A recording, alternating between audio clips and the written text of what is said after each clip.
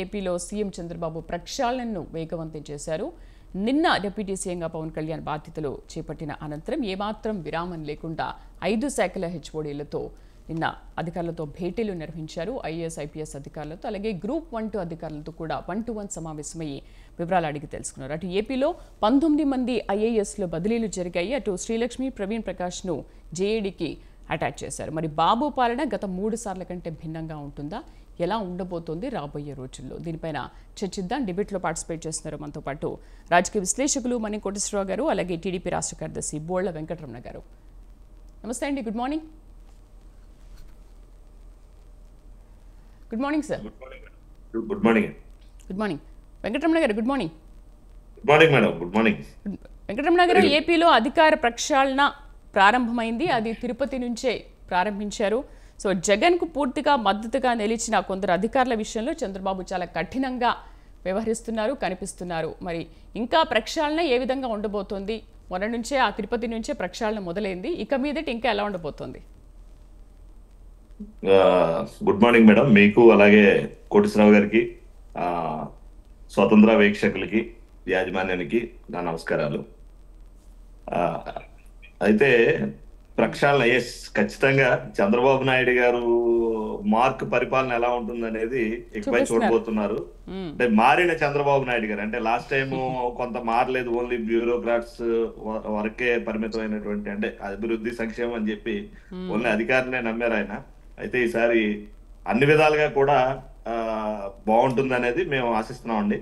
అట్లాగే ఈ రోజు శ్రీలక్ష్మి గారు కానివ్వండి, ప్రవీణ్ ప్రకాష్ గారు కానివ్వండి, అట్లాగే రజిత్ భార్గవ్ గారు కానివ్వండి, మురళీధర్ రెడ్డి గారు కానివ్వండి, వీళ్ళందరినీ కూడా జిఏడికి చేయమని చెప్పారు. ఎందుకు అంటే శ్రీలక్ష్మి గారు అడ్డగోలుగా, అంటే ఆవిడ ఆల్రెడీ రాజశేఖర్ రెడ్డి గారి టైంలో జగన్మోహన్ రెడ్డి గారి వల్ల ఆవిడ జైలు పాలైన మాట వాస్తవం. ఆవిడ జైలుకు వెళ్ళి శిక్ష, అదే జైల్లో ఉండి కొంతకాలం అనారోగ్యం బారిన పడింది కూడా ఆవిడ. అంటే అనారోగ్యం బారిన పడిందా లేకపోతే ఆవిడ అనారోగ్యంగా ఉన్నారని యాక్ట్ చేశారనేది తెలియదండి. బట్ ఆవిడైతే అనారోగ్య బారిన పడింది అని చెప్పి మాత్రం క్లిప్పింగ్స్ కానివ్వండి, వీడియోస్ కానివ్వండి వచ్చినాయి, వీల్ చైర్ మీద వెళ్ళడం కూడా. అయితే దాని తర్వాత బయటకు వచ్చారు. Yes madam. వెంటనే ఇక్కడ జగన్మోహన్ రెడ్డి గారు సీఎం అయిన వెంటనే ఆవిడ నడక తీరు మీరు చూస్తే, అంటే వీల్ చైర్ టు, అంటే దాన్ని ఏమంటారో తెలియదు మనకు. అంటే మరి ఆవిడ ఏమైనా ఒలింపిక్స్ కి ఏదన్నా వాకింగ్ దాంట్లో ఏదన్నా మరి ఏమన్నా గోల్డ్ మెడల్ ఏమైనా సంపాదించడానికి వెళ్ళారా అనే విధంగా జగన్మోహన్ రెడ్డి గారు సీఎం అయిన వెంటనే ఆవిడ కలిసిన విధానం, ఆవిడ నడిచిన తీరు అయితే ఖచ్చితంగా ఆవిడ యాక్ట్ చేసిందని మాత్రం మేము చెప్పగలమండి. అట్లాగే ఈవిడ వచ్చిన తర్వాత ఏంటంటే సిఆర్డిఏ, ఇప్పుడు మున్సిపల్ శాఖలో ఆవిడ సిఆర్డిఏ ఆవిడ పరిధిలో వచ్చింది. సిఆర్డిఏ మాస్టర్ ప్లాన్ ని ఈవిడ మొత్తం సర్వనాశనం చేసేసింది. ఎందుకంటే ఆ రోజు ఎవరైతే, అంటే కొంత మేరకు ఎవరైతే ల్యాండ్ ఇవ్వలేదో వాళ్ళ దగ్గర నుంచి ల్యాండ్ ఎక్విజిషన్ చెయ్యాలి, ఈ రోడ్లకి వాటికి కొంత ఇబ్బందికరంగా ఉందని చెప్పి ప్రభుత్వం నోటీస్ ఇవ్వడం జరిగింది. అది ఫైనలైజ్ అయిపోయింది. అయిన తర్వాత ఈవిడే, అలాగే ఒక ఈయనండి వివేక్ యాదవ్ గారు, అంటే సిఆర్డిఏ చైర్మన్, ఆయన వీళ్ళిద్దరూ కూడా కమిషనర్ వీళ్ళిద్దరూ కలిసి మొత్తాన్ని డీ నోటిఫికేషన్ ఇచ్చేసి, అంటే వాళ్ళ భూములు మళ్ళీ వెనక్కి ఇచ్చేసే విధంగా, అంటే అసలు మాస్టర్ ప్లాన్ నే లేకుండా చేసేద్దాం, నిర్వీర్యం చేసేద్దాం అనే విధంగా. అంటే ఒక ఐఏఎస్ అధికారి అంటే వాళ్ళకి కనీస ఇంగిత జ్ఞానం కూడా లేకుండా, ఒక ఇండియన్ అడ్మినిస్ట్రేషన్ అంటే ఏంటి మేడం, అత్యున్నతమైనటువంటి అది ఒక విద్య. అటువంటి దాంట్లో వీళ్ళు క్వాలిఫై అయ్యి యాజ్ ఏ కలెక్టర్ గా, యాజ్ ఏ అడ్మినిస్ట్రేటర్ గా వచ్చి ఇటువంటి వ్యక్తులు ఈ విధంగా చేస్తే దేశ ప్రయోజనాలు, రాష్ట్ర ప్రయోజనాలు, ప్రజల ప్రయోజనాలు ఏమైపోతాయండి? అసలు రాష్ట్ర ప్రయోజనం పట్టించుకోరా? ఎంత నాశనం అయిపోయినా వీళ్ళు చూస్తూనే ఉన్నారు తప్పించి ఎవరో కూడా ఇది కరెక్ట్ కాదు, ఈ విధంగా మనం చెయ్యకూడదని ఒక్క ఐఏఎస్ ఆఫీసర్ కూడా చెప్పిన దాఖలా కనిపించలేదు. వాళ్ళు చెప్పితే వాళ్ళని మీరు ఇదే జిఏడికి రిపోర్ట్ చేయండి, లేకపోతే వేరే శాఖకి బదిలీ చేయడం, ఎల్వి సుబ్రహ్మణ్యం గారు లాంటి వాళ్ళు, అలాగే ఒక ఆయన యూపీ కేడర్కి వెళ్ళిపోయారు, నేను డిప్యూటేషన్ మీదకి వెళ్ళిపోతాను, మీరు చెప్పిన ఫైల్ మీద సంతకం పెట్టారు, ఇలా చాలా మంది. అంటే వీళ్ళు ఏ విధంగా చెప్తే ఆ విధంగా చెయ్యకపోతే, అంటే వీళ్ళు కూడా తానా అంటే తందానన్న బట్టే ఈ రోజు జగన్మోహన్ రెడ్డి ప్రభుత్వంలో ఇంత దారుణమైనటువంటి అవినీతి కానివ్వండి, పరిపాలన ఏ విధంగా కూడా ముందుకు సాగకపోవడం ఒక 20-30 ఏళ్ళు వెనక్కి వెళ్ళిపోయిందండి ఆంధ్రప్రదేశ్. అంత బాధగా ఉంది. ఎందుకంటే వీళ్ళు ప్రభుత్వాన్ని నడిపించాల్సిన బాధ్యత వీళ్ళ మీదే ఉంటుంది. వీళ్ళ భుజస్కంధాల మీద వేసుకుని వీళ్ళ రాష్ట్రాన్ని అప్పులు ఊబిలో ఉన్న రాష్ట్రాన్ని విభజిత రాష్ట్రానికి ఒక ఆంధ్రప్రదేశ్కి ఒక రాజధాని లేని రాష్ట్రాన్ని వీళ్ళు ఏ విధంగా ముందుకు తీసుకెళ్లాలనేది వీళ్ళకి పరిపాలనా దక్షత అనేది వీళ్ళకి ఉంటదనే కదండి. అతనికి ఎలాగే లేదు, జగన్మోహన్ రెడ్డికి లేదు, వీళ్ళకి ఉంది కదా, వీళ్ళకి విజ్ఞత ఉంది కదా, వీళ్ళు చదువుకున్నారు కదా, వీళ్ళు గవర్నమెంట్ సర్వెంట్స్ కదా, వీళ్ళు ప్రజల డబ్బే కదా తీసుకుంటున్నారు. మరి ప్రజల్ని ఈ విధంగా అన్యాయం చేసి ఈ విధంగా ముంచేసి ఈ రోజు మరి మళ్ళీ కొత్త గవర్నమెంట్ వస్తే మళ్ళీ మామూలే. వీళ్ళు చేసిన తప్పులన్నీ మర్చిపోతారు అనుకుంటారు, వీళ్ళు చేసినటువంటి గతంలో పాపాలన్నీ కూడా మార్చిపోతాయి అనుకుంటారు, ఏమో తెలియదు. మళ్ళీ వెళ్ళి సిగ్గు లేకుండా బొకేలు తీసుకుని వెళ్ళి మళ్ళీ చంద్రబాబు నాయుడు గారిని కలవడం ఇవన్నీ చేశారు. చంద్రబాబు నాయుడు గారు కూడా ఇటువంటి ఖచ్చితంగా అండి వాళ్ళని పక్కన పెట్టడం జరిగింది. అట్లాగే ఈ రోజు ఐఏఎస్ లో నేను ఒకటే చెప్తున్నాను మేడం, ఎవరైనా సరే వాళ్ళు ఇప్పుడు కొంతమంది ఐఏఎస్ లాస్ట్ టైం మరి ఇండస్ట్రీస్ రావడానికి చాలా చాలా కృషి చేశారు. అట్లాగే ఆంధ్రప్రదేశ్ లో పోలవరం ప్రాజెక్ట్ పరుగులు పెట్టించడానికి కృషి చేశారు. సిఆర్డిఏ అంటే ఈ ఏదైతే అమరావతి సిఆర్డిఏ ఇది ఉందో దాంట్లో ల్యాండ్ ఎక్విజిషన్ గానే కాదండి, మిగతా విషయాల్లో కూడా రైతులతో మాట్లాడి వాళ్ళని ఒప్పించి వాళ్ళతోటి చాలా అంటే రకరకాలైనటువంటి ఒక మంచి పద్ధతిని గత ఐఏఎస్ లో ఐపీఎస్ లో చేశారు. అలాగే ఇప్పుడు ఉన్నటువంటి గత ప్రభుత్వంలో రామాంజనేయులు కానివ్వండి, అట్లాగే ఈయన సునీల్ కుమార్ సిఐడి ఎంత దారుణంగా వ్యవహరించారండి ఒక ఐపీఎస్ అధికారి. అంటే ఒక నియమం లేదు, ఒక నిబద్ధత లేదు, ఒక ఏ విధమైనటువంటి పద్ధతి పాడు లేకుండా జగన్మోహన్ రెడ్డి ఏం చెప్తే అది. అంటే ప్రతిపక్ష నాయకులు ఈ రోజు ప్రతిపక్షం నుంచి ఇప్పుడు అధికారంలోకి వచ్చేసరికి చంద్రబాబు నాయుడు గారు ఇప్పుడు మళ్ళీ ఆయన కావాలి. ఎందుకంటే ఇప్పుడు జగన్మోహన్ రెడ్డి ఇంత కక్ష సాధింపు చర్యలు చేపట్టినా గానీ వాళ్ళు అడ్డుకోలేదు. సార్ ఇది కరెక్ట్ కాదు, మనం ఈ విధంగా చేయకూడదు, రూల్స్ విరుద్ధం అని చెప్పి కనీసం చెప్పినటువంటి ఐపీఎస్ గానీ ఐఏఎస్ అధికారి గానీ కనిపిస్తుంది. అంటే ఇప్పుడు ప్రభుత్వం వాళ్ళు ఉన్నారు కాబట్టి ప్రభుత్వం మాట వినాలి కదా. ఎస్ మేడం, ప్రభుత్వం మాట వినాలి. ఎస్ మేము కాదంటలేదు మేడం, ప్రభుత్వం చెప్పిన మాట వినాలి. కాకపోతే రూల్స్ కి ఎగనెస్ట్ గా ఉన్నవి ఖచ్చితంగా ఇది అవుట్ ఆఫ్ రూల్, ఇది మేము చేయలేము అని చెప్పి నిబద్ధతతో చెప్పగలిగినప్పుడు ఇటువంటి దుశ్చర్యలు కానివ్వండి, ఇటువంటి కొన్ని నిర్ణయాలు తప్పుడు నిర్ణయాలు జరగవు అనేది మా అభిప్రాయం. ఓకే, అంటే ఇప్పుడు ఈ ప్రభుత్వ హయాంలో మీరు చెప్పినట్టుగానే ఈ పాయింట్ కనుక ఇప్పుడు ఉన్న అధికారులు కనుక రేజ్ చేస్తే మీరు దాన్ని సమర్థిస్తారా? No sir, that is not correct, అది కరెక్ట్ కాదు, మనం దాన్ని ప్రోత్సహించొద్దు, లేకపోతే దాన్ని ఎంకరేజ్ చేయొద్దు, దాన్ని మనం పూర్తిగా నిర్వీర్యం చేసేలాగా చర్యలు తీసుకుందాము అని అంటే దానికి ప్రభుత్వం ఏమంటోంది? ఓకే అని చెప్పి వాళ్ళకి సమర్థిస్తారా, లేదని చెప్తారా? ఎందుకంటే ఏ ప్రభుత్వ హయాంలో ఉన్నది ఆ ప్రభుత్వ హయాంలో జరుగుతున్నాయి, ఆ తీరులను మనం చూస్తున్నాం కదా.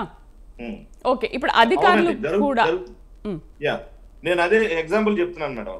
ఇదే ప్రవీణ్ ప్రకాష్ గారు లాస్ట్ టైం మున్సిపల్ అంటే గుంటూరు విజయవాడ అనుకుంటా ఆయన కమిషనర్ గా ఉన్నారు. అంటే మన తెలుసు కోటేశ్వరరావు గారికి కూడా తెలుసు, ఆయన అంటే మున్సిపల్ కమిషనర్ గా ఉన్నారు. ఆ టైంలో గుంటూరులో అంటే రోడ్స్ వైడనింగ్ విషయంలో ఒక గొడవ జరిగింది. ఎట్లా అంటే అక్కడ టీడీపీ నాయకుల యొక్క షాప్స్ కూడా ఉండడం జరిగింది.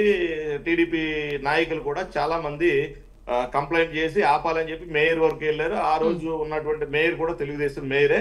అతను లాస్ట్ కి కమిషనర్ తో ఈయనతో మాట్లాడితే ఈయన ఏం చేశారండి, సీఎంఓకి కంప్లైంట్ చేశారంటే చంద్రబాబు నాయుడు గారితో మాట్లాడారు. చంద్రబాబు నాయుడు గారితో మాట్లాడి సార్ ఇది పరిస్థితి ఇలా ఉంది, తెలుగుదేశం నాయకులు అడ్డుపడుతున్నారు, మరి నన్ను ఏం చేయమంటారు అన్నారు.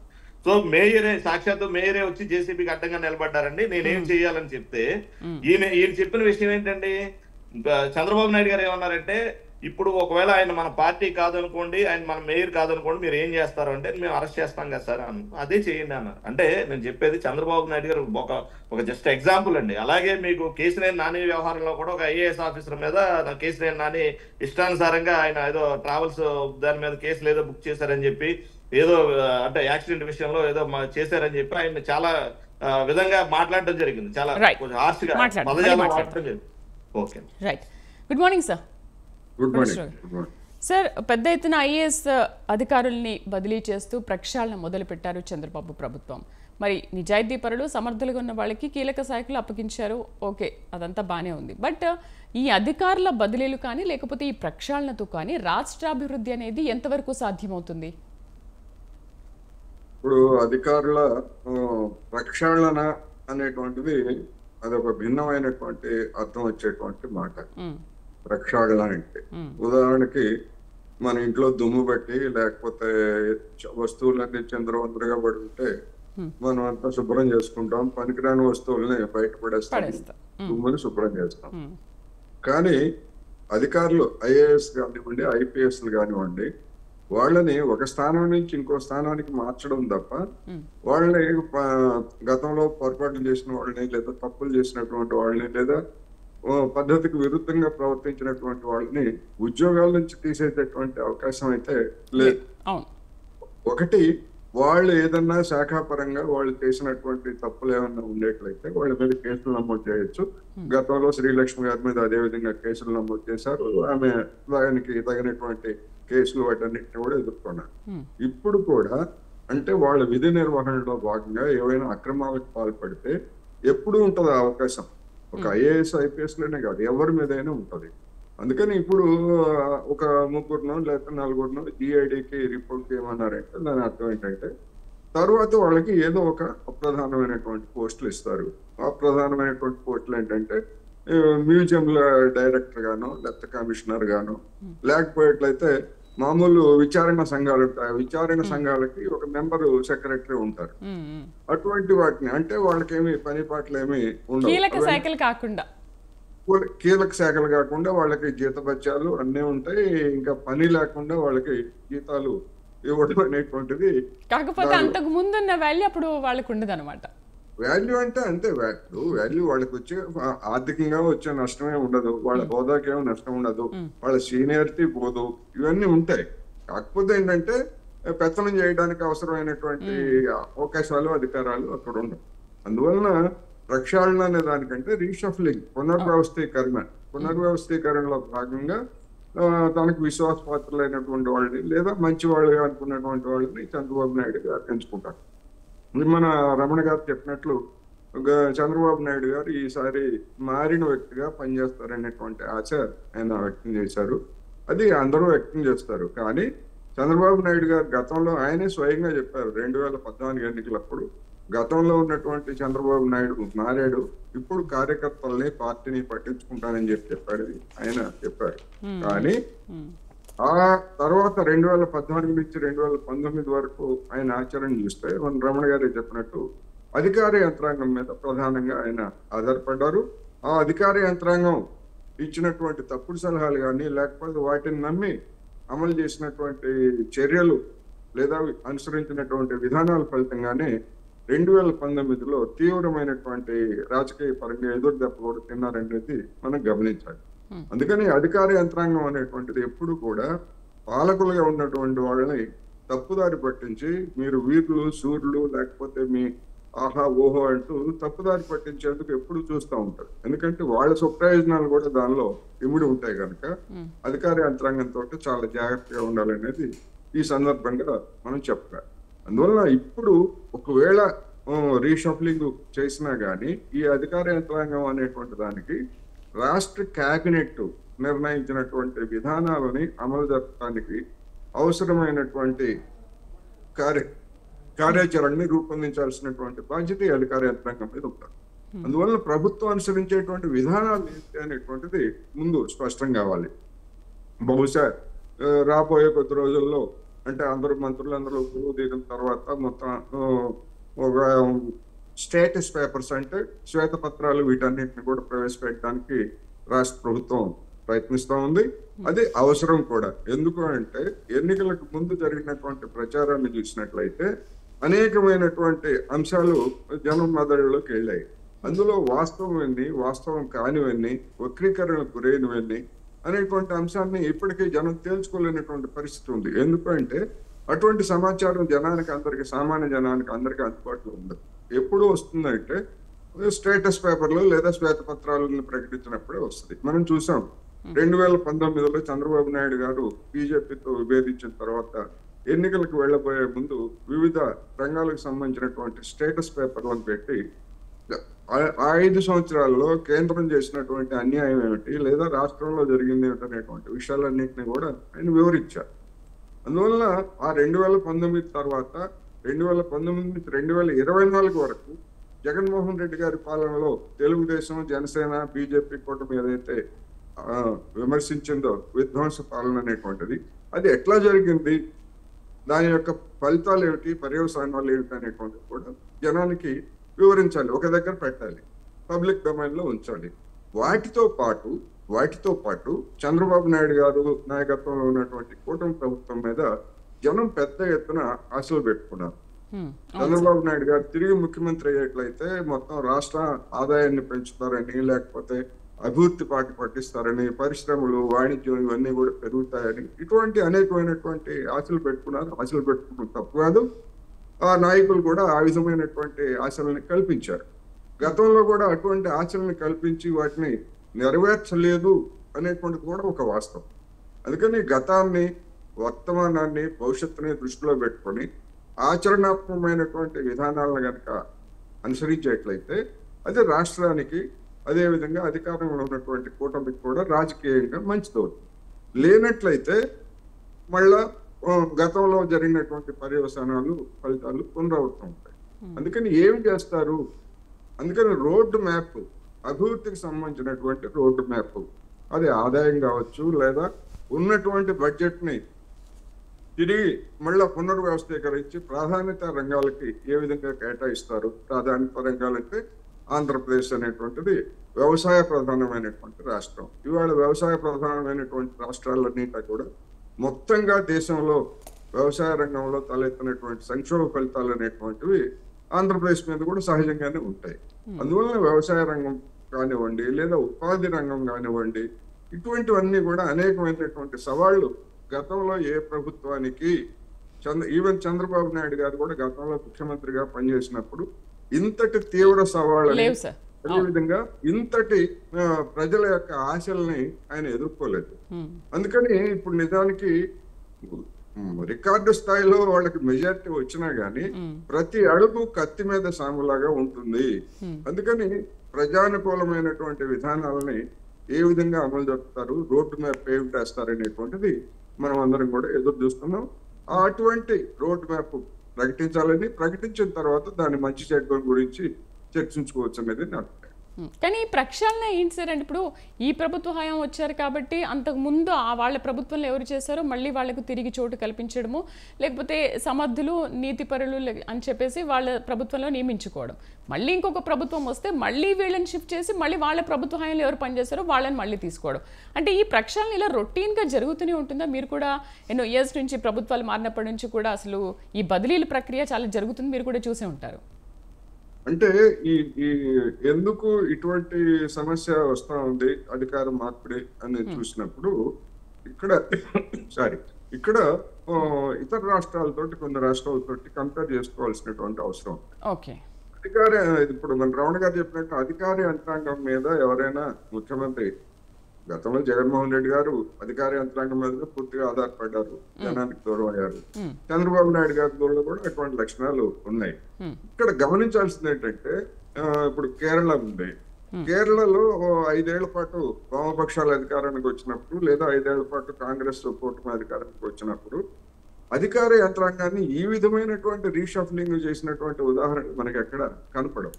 ఎందుకంటే ఎవరు అధికారంలో ఉన్నా కానివ్వండి కొన్ని ప్రాధాన్యతలు ఉంటాయి తప్ప మొత్తం ఈ విధంగా ప్రక్షాళన చేయడం అనేటువంటిది ఉండదు. ఎందుకంటే అధికార యంత్రాంగం మీద ఆధారపడటం అనేది అక్కడ ఎవరు అధికారంలో ఉన్నా, ఈవెన్ నేను కాంగ్రెస్ అధికారంలో ఉన్నా కానీ ఆ విధమైనటువంటి దానికి, ఎందుకంటే 5 ఏళ్ల తర్వాత మనకు అధికారం ఉంటుందా ఉండదా అనేటువంటిది వాళ్ళకి అక్కడ ఒక స్పష్టత ఉంది, ఎందుకంటే చరిత్ర చూసినప్పుడు. అందుకని అధికార యంత్రాంగాన్ని దుర్వినియోగం చేయడం అనేటువంటిది అటువంటి చోట్ల, అదేవిధంగా పశ్చిమ బెంగాల్లో కమ్యూనిస్టులు 30 సంవత్సరాలు ఉన్నా గానీ, ఎవరు అధికారం ఉన్నా కానీ వాళ్ళతో పని చేయించుకోవడం తప్ప ఫేవరెటిజం, కొంతమందికి ఫేవరెటిజం, కొంతమందికి వ్యతిరేకత అనేటువంటిది మిగతా రాష్ట్రాల్లో, ముఖ్యంగా తెలుగు రాష్ట్రాల్లో కనిపించినట్టుగా మనకి ఎక్కడ కనపడదు. అందుకని అధికార యంత్రాంగం మీద ఒకసారి అటువంటి దాన్ని ఆధారపడటం ప్రారంభమైన తర్వాత అది ఒక విషవలయం లాగా తిరిగి వస్తా ఉంది. ఇప్పుడు దానిలో భాగంగానే ఇప్పుడు మళ్ళా మనం చర్చనీయాంశం అయినటువంటిది అదే జరుగుతా ఉంది. జగన్మోహన్ రెడ్డి గారు రాగానే గతంలో చంద్రబాబు నాయుడు హయాంలో చురుగ్గా పనిచేసినటువంటి వాళ్ళందరినీ పక్కన పెట్టారు, తీసేయడం కాదు, పక్కన పెట్టారు, పోస్టుల నుంచి పక్కన పెట్టారు. ఇప్పుడు మళ్ళా చంద్రబాబు నాయుడు గారు వచ్చిన తర్వాత జగన్మోహన్ రెడ్డి గారి హయాంలో హవా చేసినటువంటి వాళ్ళందరినీ కూడా పక్కన పెట్టడం అనేటువంటిది ఇప్పుడు ప్రారంభమైంది. అంటే ఏంటి దీని అర్థం ఏంటి?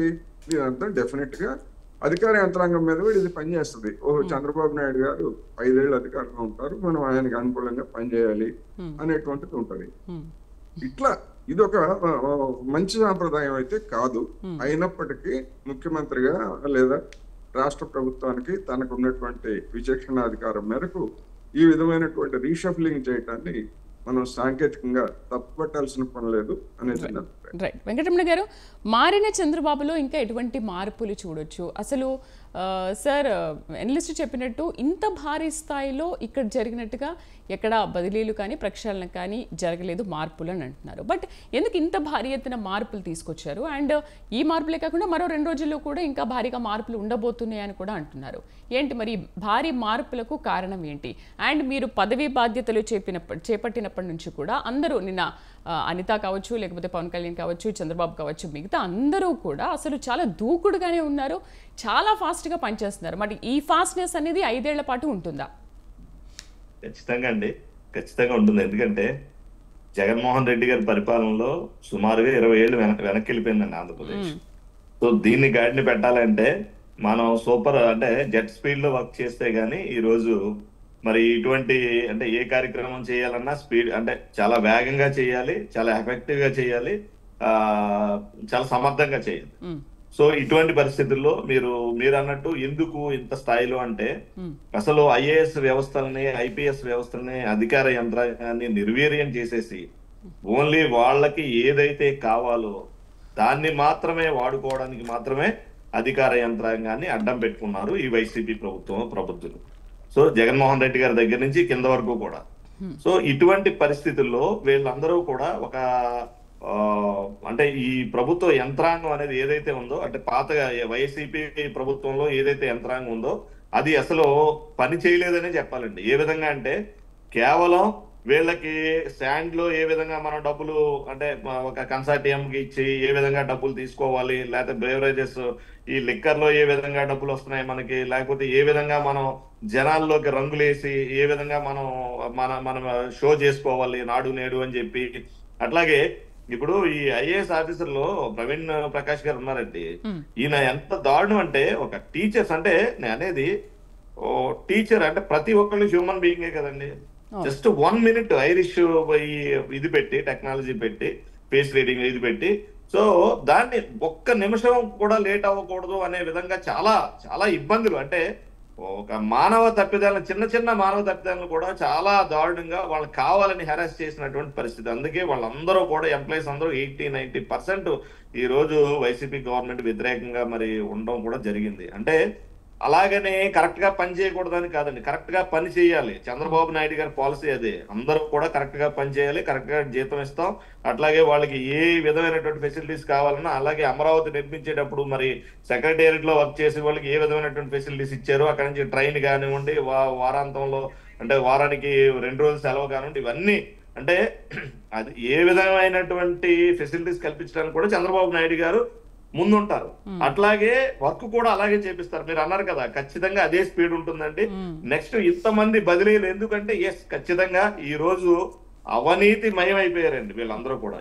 ఇప్పుడు ఎవరైతే ఈ 4 జిఏడికి ఇది చేశారో మిగతా వాళ్ళు కూడా నిర్వీర్యంగా ఉన్నారు. వాళ్ళకి ఏమి ఆ శాఖల్లో ఒక పట్టు గానీ ఒక విధమైనటువంటి ఆ శాఖ మీద ఉండేటటువంటి ఇది కానీ ఏమీ లేదండి. ఎందుకంటే ఎఫెక్టివ్ గా ఒక మంత్రి కనీసం ప్రెస్ మీట్ పెట్టి మా శాఖలో ఇది జరుగుతుంది ఇది చేస్తున్నాం అని చెప్పిన మంత్రి ఎవరైనా ఉన్నారండి? ఓన్లీ ప్రెస్ మీట్ పెట్టి తిట్టడానికి తప్పించి ఏ మంత్రినైనా మీరు తీసుకోండి, వాళ్ళ శాఖాపరమైనటువంటి విధి విధానాలు కానివ్వండి, వాళ్ళు చేస్తున్న డెవలప్మెంట్ కానివ్వండి, ఏ రోజైనా చెప్పిన పాపాన్న పోయిందా ఈ మంత్రులకి? సో ఇదంతా పోవాలి. ప్రజలు కొత్త ప్రభుత్వాన్ని ఎన్నుకున్నారు, అది కూడా హ్యూజ్ మెజారిటీ తోటి. ఇటువంటి ప్రజల యొక్క తీర్పుని ఖచ్చితంగా శిరసా వహిస్తూ రేపు రాబోయే కాలంలో చంద్రబాబు నాయుడు గారి దగ్గర నుంచి పవన్ కళ్యాణ్ గారి దగ్గర నుంచి మొత్తం కింద మంత్రివర్గం కానివ్వండి, ఎమ్మెల్యేలు కానివ్వండి, ప్రజాప్రతినిధులు కానివ్వండి శరవేగంగా పనిచేసి రేపు ఆంధ్రప్రదేశ్ ను పునర్నిర్మించాలి. మన ఆంధ్రప్రదేశ్ ని ఒక దేశంలోనే అగ్రగామిలో నిలపాలి. అలాగే ఒక రాజధానిగా ఒక వరల్డ్ క్లాస్ రాజధానిగా ఉండాలి. అలాగే పోలవరం ప్రాజెక్టు ఎందుకంటే వీళ్ళు నాశనం చేసేసారండి. 72% కంప్లీట్ చేశారు. పోలవరాన్ని కనీసం 2% కూడా కంప్లీట్ చేయకుండా నిర్వీర్యం చేసి ఉన్నటువంటి డ్యాములు, కాపర్ డ్యాములు కానివ్వండి, లేకపోతే అవన్నీ కూడా కాలువలు కానీ అన్ని నాశనం నిర్వీర్యం చేసి, కానీ అది కంప్లీట్ అవుతున్న దశలో దాన్ని నిర్వీర్యం చేసింది మీరే అంటున్నారు కదా నిన్న వైఎస్ఆర్సీపీ నేతలు కూడా. అసలు జగన్ ప్రభుత్వంలోనే కంప్లీట్ అయ్యేది. మేడం 72% తెలుగుదేశం ప్రభుత్వంలో కంప్లీట్ చేసినటువంటి ప్రాజెక్ట్ ని మిగతా 28% 5 సంవత్సరాల్లో వీళ్ళు ఎందుకు పూర్తి చేయలేకపోయారు? మేము నిర్వీర్యం ఎలా చేస్తాం, ఎందుకు చేస్తాం? వీళ్ళు వచ్చిన తర్వాత రివర్స్ టెండరింగ్ అని చెప్పి 500 కోట్లు మిగిల్చాం, 700 కోట్లు మిగిల్చామని చెప్పి ఇది చేసి మళ్ళీ ఏదైతే చంద్రబాబు నాయుడు గారి హయాంలో ఎస్టిమేషన్స్ ఏదైతే మనం సెంట్రల్ గవర్నమెంట్ కి సమర్పించామో అదే ఎస్టిమేషన్ అవుతుంది, అంత కాస్ట్ అవుతుంది అంటే వీళ్ళు ఏం చేశారంటే ఫస్ట్ 1000 కోట్ల అవినీతి జరిగింది అని చెప్పేసి వీళ్ళు కావాలని చెప్పి గగ్గోలు పెట్టి ప్రజల్లో ఒక విధమైనటువంటి ఒక భావన క్రియేట్ చేసి దాని తర్వాత ఏం చేశారండి, వీళ్ళు సెంట్రల్ గవర్నమెంట్ కి సబ్మిట్ చేసిన దాంట్లో మళ్ళీనే లేదు ఇంతే అవుతుంది, ల్యాండ్ ఎక్విజిషన్ కి అవుతుంది, దీనికి అవుతుంది, దానికి అవుతుంది, ఇన్ని వేల కోట్లు 55,000 కోట్లు అవుతుంది, 50,000 ప్లస్ కోట్లు అవుతుంది అని చెప్పి మనం ఏదైతే సమర్పించామో దాన్ని మళ్ళీ సెంట్రల్ కి సమర్పించారు. దాని తర్వాత కూడా వీళ్ళు మిగిలిన 28% కనీసం 2% కూడా అక్కడ కంప్లీట్ చేయలేదు. దానివల్ల వరదలు వచ్చి ఆ కాపర్ డ్యామ్ కొట్టుకెళ్ళిపోవడం కానివ్వండి, స్పిల్వే పనులు కానివ్వండి, ఇవన్నీ కూడా మొత్తం అంటే ఇప్పుడు జరిగినటువంటి ఇన్ని వేల కోట్ల వర్క్ ని మళ్ళీ సర్వనాశనం చేసేసారు. మళ్ళీ దాన్ని రీస్ట్రక్చర్ చేయాలి అంటే ఇట్ విల్ టేక్ టైం అండి. అట్లాగే చాలా కష్టపడాలి, చాలా ఖర్చు అవుతుంది. మళ్ళీని ఇటువంటి పరిస్థితిని తీసుకొచ్చింది వైఎస్ఆర్ గవర్నమెంట్. ఎందుకంటే ఇది వరకు చూడండి, మీరు హైదరాబాద్ లో కానివ్వండి ఎక్కడైనా ఏ ప్రభుత్వం, ఇప్పుడు కోటేశ్వరరావు గారు చెప్పినట్టు ఇది వరకు ఏ ప్రభుత్వంలో ఒకవేళ ఏదైనా ఒక పథకం, సంక్షేమ పథకం కానివ్వండి లేకపోతే ఒక డెవలప్మెంట్ కానివ్వండి ఏదైనా జరుగుతుంటే నెక్స్ట్ గవర్నమెంట్ వచ్చి ఎక్కడికక్కడ ఆపింది ఎక్కడ దాఖలా లేదండి, ఎక్కడా చూడలేము మనం. ఈవెన్ దో మన తెలంగాణలో కూడా కనిపించలేదు. అటువంటిది అంటే దాని పేరు మార్చి ఉండొచ్చు, ఒకవేళ ఏదన్నా ఒక ఎయిర్పోర్ట్ కో లేకపోతే ఒక రోడ్డుకో లేకపోతే ఇంకో దానికో వాళ్ళ యొక్క గవర్నమెంట్ లో వాళ్ళకి సంబంధించినటువంటి పేర్లు ఏమన్నా మార్చి ఉండొచ్చేమో గానీ అయితే అటువంటి దాన్ని నిర్దాక్షిణ్యంగా వదిలేసి పెద్ద ప్రాజెక్ట్, బృహత్తర ప్రాజెక్ట్ మేడం ఇది, లక్షల ఎకరాల ఆయకట్ట, అలాగే కొన్ని ప్రాంతాల కొన్ని జిల్లాలకి సాగునీరు అందించేటటువంటి ప్రాజెక్ట్ ని జీవనాన్ని నాశనం చేసి ఈ విధంగా వదిలిపెట్టింది వైఎస్ఆర్ ప్రభుత్వం కాదా? ఈ రోజు ప్రజల తీర్పు కాదు. ముగిద్దాం చివరిగా కోటేశ్వరరావు గారు. సో ఈ దూకుడుతో ఉన్న ఈ ప్రక్షాళన అంతా కూడా ఈ 5 ఏళ్ల పాటు ఇదే దూకుడిని ప్రదర్శిస్తే కనుక నిజంగా ఆంధ్రప్రదేశ్ అనేది స్వర్ణాంధ్రప్రదేశ్ గా మారొచ్చు అంటారా? డెఫినెట్ గా ఈ దూకుడు అనేటువంటిది 5 ఏళ్ళు రోజు నిరంతరం ఉండాలి, 5 ఏళ్ళు కొనసాగాలి. అంటే ఇప్పుడు కొత్త ప్రభుత్వం వచ్చింది కాబట్టి కొంచెం ఫాస్ట్ గా ఉన్నా సార్, బట్ ఈ 5 ఏళ్ళు కూడా అదే ఫాస్ట్ ఉండాలి కదా. ఇప్పుడు మన అందరికీ తెలిసిందే, సమాజంలో కొత్త కాపురం పెట్టగానే హడావుడి ఉంటది. అటు అత్తారి వైపు నుంచి ఇటు తల్లిదండ్రుల వైపు నుంచి భార్యాభర్తలు కూడా హడావుడి చేస్తారు. ఇవన్నీ దాన్ని మనం అర్థం చేసుకోవచ్చు. కానీ ఇక్కడ మన పోలవరం గురించి చెప్పారు కనుక, ఇప్పుడు పోలవరం అనేటువంటిది చంద్రబాబు నాయుడు గారికి చాలా కీలక, చాలా ఇబ్బంది కలిగించేటువంటి అంశం కూడా అనేది నేను ఈ సందర్భంగా చెప్పదలుచుకున్నాను. ఎందుకు అంటే ఆ 28%లోనే అసలైనటువంటి కీలక అంశాలు ఉన్నాయి. ఎందుకంటే పునరావాసానికి సంబంధించి 33,000 35,000 కోట్ల వరకు అది కేంద్ర ప్రభుత్వం ఇస్తామని ఇంతవరకు చెప్పలేదు. జగన్మోహన్ రెడ్డి గారు మీరు గట్టిగా ఇవ్వాలి అనేటువంటి గడిచినటువంటి 5 సంవత్సరాల్లో చెప్పలేదు. అదేవిధంగా ఎస్టిమేషన్స్ నిర్మాణ ఖర్చు అనేటువంటిది 2014తో పోలిస్తే 2024కి ఇంకా పెరిగింది. జరిగినటువంటి డ్యామేజెస్ కి మరి కేంద్రం ఇస్తుందా, లేకపోతే అది రాష్ట్రం మాకెందుకు మీరు సకాలంలో పూర్తి చేయలేదు కనుక మీరే పెట్టుకోవాలని చెప్పేసి ఆ డ్యామేజెస్ నిర్మాణానికి ఇస్తుందా? ఇలాంటి అనేకమైనటువంటి అంశాలు తేలాల్సి ఉంది. అవి మామూలు అంశాలు కాదు. చంద్రబాబు నాయుడు గారు 5 ఏళ్లలోనూ తేలలేదు, జగన్మోహన్ రెడ్డి గారు 5 ఏళ్లలో అసలు వాటి గురించి పట్టించుకోలేదు. ఇప్పుడు వాటన్నిటిని అడ్రస్ చేయాలంటే చంద్రబాబు నాయుడు గారి ముందు చాలా పెద్ద టాస్క్ ఉంది. దాన్ని కూడా అధిగమిస్తారని ఆశిద్దాం అనేది. రైట్ సార్, డిబేట్లో పార్టిసిపేట్ చేసినందుకు మన కోటేశ్వరరావు గారికి అలాగే బోళ్ళ వెంకటరమణ గారికి థ్యాంక్ యూ అండి. Thank you very much. So ఎక్కడా లేని విధంగా ఏపీలో ఈసారి 19 మంది ఐఏఎస్లను బదిలీ చేస్తూ ప్రభుత్వం ఉత్తర్వులు జారీ చేసింది. మరో 2 రోజుల్లో కూడా మరిన్ని బదిలీలు ఉంటాయని చెబుతోంది. మరి ప్రక్షాళనతో నిజంగా ఆంధ్రప్రదేశ్ స్వర్ణాంధ్రప్రదేశ్గా మారబోతుందా? రాబోయే రోజుల్లో చూద్దాం. ఇది వాళ్ళ న్యూస్ కేఫ్ విత్ శ్రీదేవి. రేపటి న్యూస్ కేఫ్లో మళ్ళీ కలుద్దాం. Stay with us.